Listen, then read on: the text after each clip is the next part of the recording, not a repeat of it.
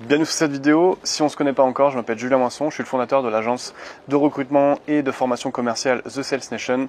Je forme et coach des closers pour aider les entrepreneurs à augmenter leurs ventes. Dans cette vidéo, je vais donner quelques conseils pour bien choisir ta formation de closing. Donc il y a une multitude de choix et du coup, si tu t'y connais pas, forcément les questions peuvent être nombreuses. Donc grâce à cette vidéo, j'ai essayé de te faire gagner et du temps et de l'argent. Pour me présenter rapidement, j'ai 32 ans, j'ai fait mes études dans le commerce avec un BTS négociation relations clients. J'ai signé mon premier CDI à 19 ans en tant que commercial et depuis j'ai jamais quitté la vente. Ça fait 7 ans maintenant que je suis formateur et coach et ça fait 2 ans maintenant que j'ai créé ma propre agence commerciale The Sales Nation. Ok, alors maintenant comment on fait pour bien choisir sa formation de closing? Évidemment, les conseils que je vais donner ne sont que les miens. Il y en a sûrement plein d'autres, mais je vais te partager ceux qui, selon moi, sont les plus importants quand demain on décide de se lancer dans une formation de closing. Donc le premier point, c'est le contenu du programme. Bon, c'est tout bête, mais c'est un indispensable. Pour prendre l'exemple de mon agence, chez The Sales Nation, on a plusieurs types de personnes qui viennent nous voir. Ça peut être la personne en reconversion qui a jamais fait de vente de sa vie, ça peut être l'étudiant qui cherche simplement à se faire un complément de revenu via justement le closing, comme ça peut être le commercial qui est déjà aguerri et qui a simplement envie d'apprendre de nouvelles techniques et de monter en compétences. C'est donc important que le contenu de la formation ne soit pas le même en fonction de ta situation et de tes besoins. Pour moi, un bon programme, c'est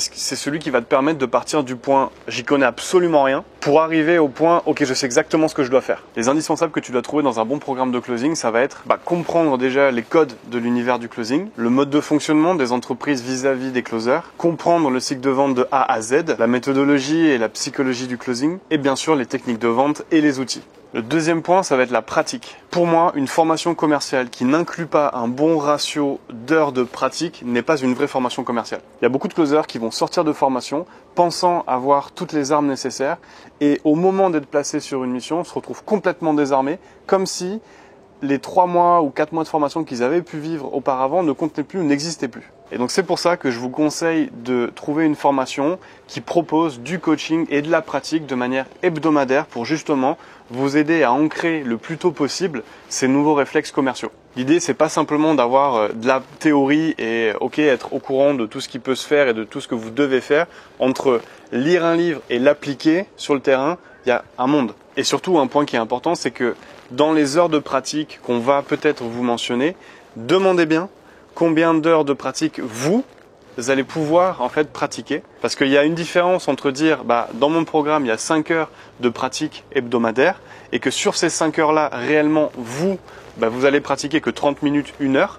Et de dire dans mon programme il y a 5 heures de coaching hebdomadaire, par contre dans les 5 heures, vous pratiquez sur ces 5 heures. Quelques questions que vous pouvez poser. Combien d'heures de pratique y a-t-il dans le programme? Combien d'heures par semaine? Sur ces X heures de pratique que vous me présentez, combien d'heures de pratique moi je vais bénéficier? Et combien d'heures en individuel y a-t-il? Selon moi encore une fois, mais si vous n'avez pas au minima 3 heures de pratique dans la semaine, pour moi, c'est pas suffisant. Le troisième point, c'est la partie coaching et ou suivi individuel. Donc là, c'est un peu dans la même continuité que le point précédent, sauf que c'est aussi important que vous ayez un suivi individuel au cours de la formation. Parfois, dans certaines cohortes, les écarts de niveau peuvent vite se creuser. Ça peut arriver que des personnes aient besoin qu'on prenne le temps sur des points spécifiques que les autres n'ont peut-être pas besoin d'avoir. Donc c'est pour ça que la partie suivi au coaching individuel est aussi importante à retrouver dans votre programme de formation. Vous pouvez demander, par exemple, comment est assuré le suivi individuel au sein de la formation, combien d'heures ou de sessions individuelles sont proposées et avec qui. Entre avoir 1 heure de session en individuel avec un ancien membre de la formation qui sort tout juste de la formation et 1 heure de session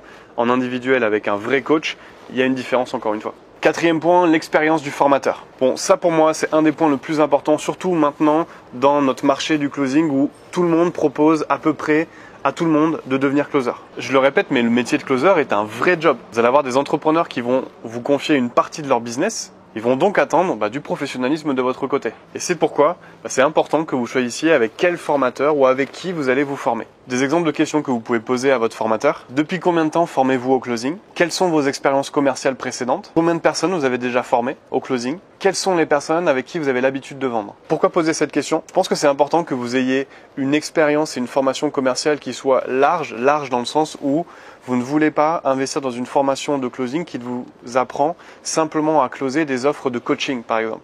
Ce qui est important, c'est d'avoir une formation qui puisse vous permettre de vous épanouir tant dans la vente de coaching que dans la vente de programmes immobiliers, par exemple, que tant dans l'univers de la start-up. L'objectif, c'est que quand vous sortiez de la formation, vous ayez le maximum d'outils pour justement pouvoir vous épanouir et avoir le plus de chances de réussite à la sortie de votre formation. Et évidemment, n'hésitez pas à aller faire des recherches sur le formateur en question, que ce soit sur les réseaux sociaux, sur Google, etc. Selon moi, on choisit sa formation pour son contenu, mais aussi par rapport au feeling qu'on a vis-à-vis du formateur et de sa vision. 5e point, la proposition post-formation. Comment vous êtes suivi une fois que la formation est terminée? Certaines formations, comme la nôtre, vont vous proposer de la rejoindre après avoir terminé votre formation et de pouvoir profiter de leur réseau de partenaires ou de clients. Vous pouvez également avoir derrière un suivi, des coachings, du mentoring individuel qui peut vous être proposé. Et aussi, vous pouvez être lâché dans la nature, vous avez terminé la formation et maintenant à vous de vous débrouiller. Donc ça, c'est quand même une question qui peut être intéressante à proposer selon votre approche, selon vos ambitions, qu'est-ce que vous avez envie d'avoir,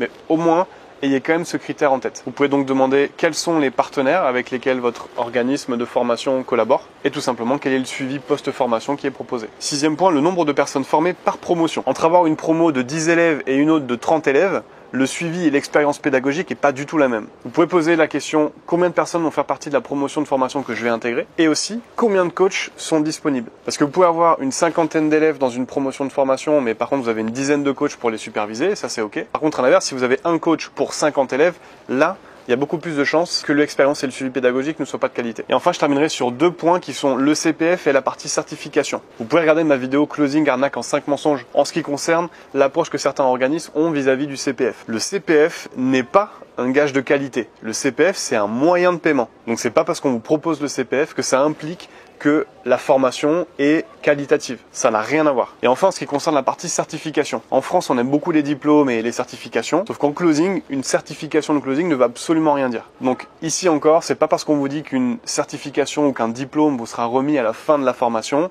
que ça implique que la formation est qualitative. Voilà, j'espère que la vidéo vous a apporté de la valeur. Si oui, n'oubliez pas de liker la vidéo et de vous abonner si ce n'est pas déjà fait. J'ai tourné un atelier dans lequel je vous présente pendant une 50aine de minutes le métier de closer. Vous pouvez retrouver le lien de l'atelier juste en dessous de la vidéo. Prenez soin de vous et bonne vente.